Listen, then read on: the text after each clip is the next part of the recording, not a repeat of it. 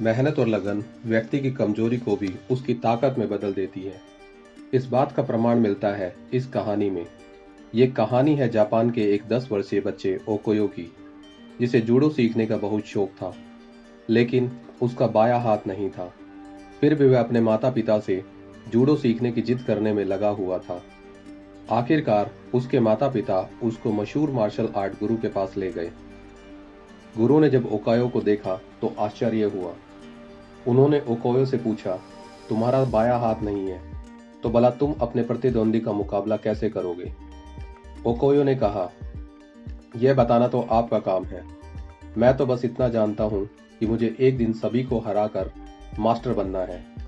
गुरु उसकी सीखने की दृढ़ इच्छा से काफी प्रभावित हुए और उसने सीखने की इजाजत दे दी। कुछ दिनों अभ्यास के बाद उसे महसूस हुआ कि गुरु अन्य शिष्यों को अलग अलग दांवपेच सिखा रहे थे, लेकिन उसे सिर्फ एक ही किक को बार बार लगाने का अभ्यास करा रहे थे।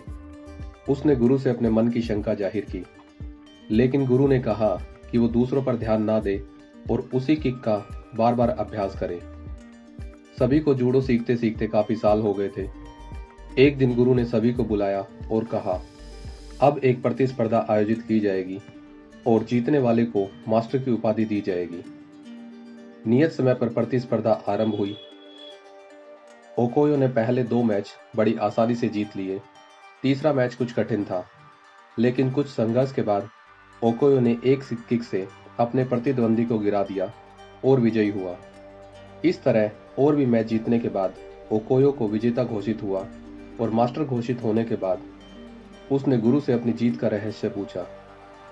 गुरु ने कहा, प्रतियोगिता में जिस किक का तुमने इस्तेमाल किया उससे बचने का सिर्फ एक ही उपाय था, विरोधी का बायां हाथ पकड़कर गिरा दो, और तुम्हारा तो बायां हाथ ही नहीं था। ओकोयो समझ गया था कि लगातार मेहनत और लगन से किए गए अभ्यास की वजह से उसकी सबसे बड़ी कमजोरी ही उसकी ताकत बन गई थी। कोई भी व्यक्ति अपनी सबसे बड़ी कमजोरी को भी सबसे बड़ी ताकत बनाकर अपने सपने साकार कर सकता है।